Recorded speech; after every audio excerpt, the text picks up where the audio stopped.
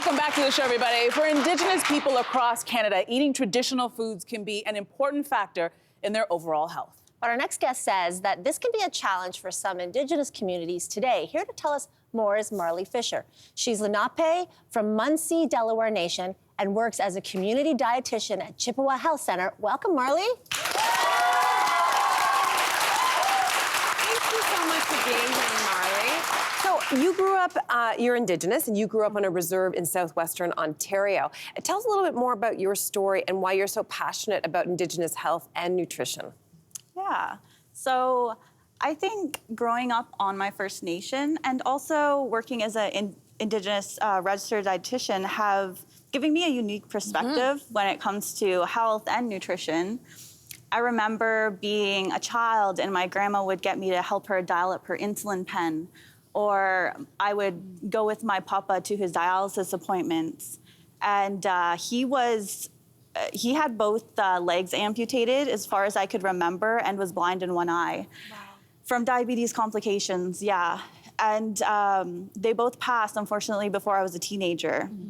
So growing up, I started to realize that Indigenous people are affected disproportionately when it comes to diabetes, diet-related illnesses like diabetes, cardiovascular disease, and cancer. Can you tell us more about the direct correlation you see between colonization and diet-related illnesses? Yeah. So I think prior to colonization, to start, that's really when Indigenous people experienced food sovereignty. So they were able to eat their cultural foods. It was nutritious and sustainable for their lifestyle. It's once colonization happened and the progression that kind of happened afterwards, where they were like taken from stolen land and having to move elsewhere, not so familiar with the land that they were on, the resources that were there. And yeah, they also were introduced to foods that they would normally not have eaten. So some examples of that are flour, sugar, salt, lard, and milk.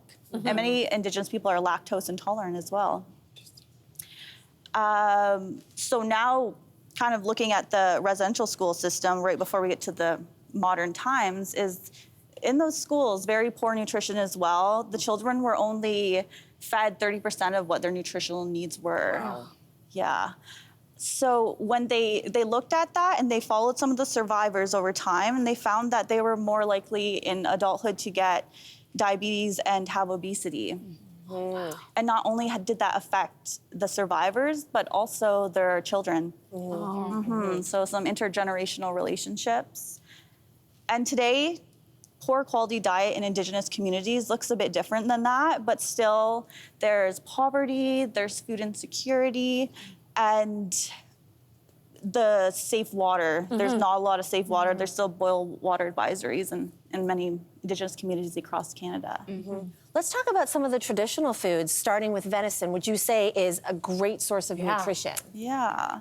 So venison, also known as deer meat, it has considerably less saturated fat and calories than your like beef, lamb, and pork, for example, and is really quite comparable to chicken breasts. It's so lean, It's really good. Yeah. Nutrients. Not really what you quite expect from red meat, though. Yeah. Yeah, and Marley, you mentioned earlier that Indigenous people are typically very lactose intolerant. So what's another way they can get calcium in their diet? Yeah, so traditionally, Indigenous people were able to obtain calcium from food sources other than dairy.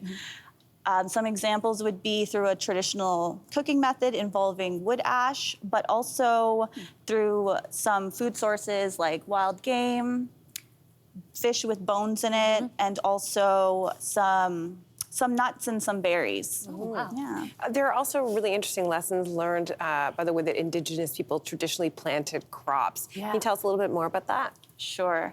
So if we think of corn, beans, and squash, also known as the Three Sisters in Indigenous communities, really interesting agriculturally how they complement each other in the field.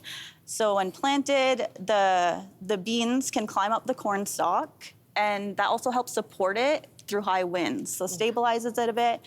And it fertilizes the soil as well, actually. And then the squash, it kind of runs along the ground, and the big leaves shade the soil, keeping it moist and also adding or protecting it from weeds growing.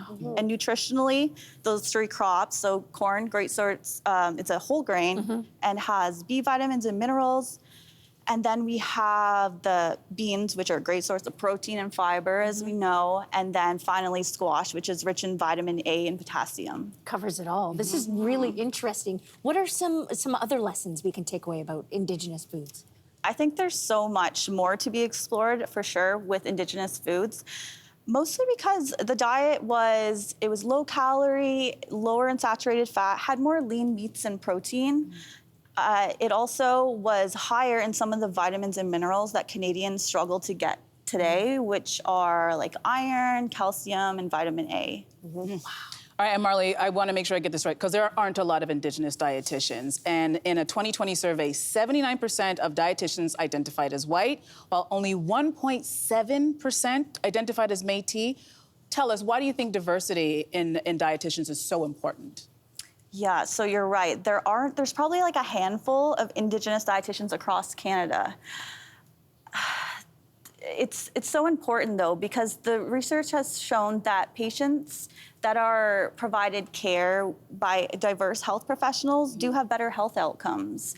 And for Indigenous communities, it's really trying to fill that gap, too, with culturally safe care, so they're more comfortable in healthcare, which has historically been a source of racism for Indigenous people.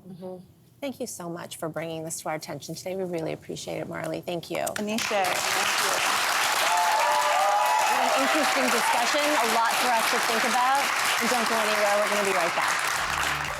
Thanks for watching. We've got lots more discussion and debates on everything from food and fashion to pop culture and current events. Don't forget to click like and subscribe.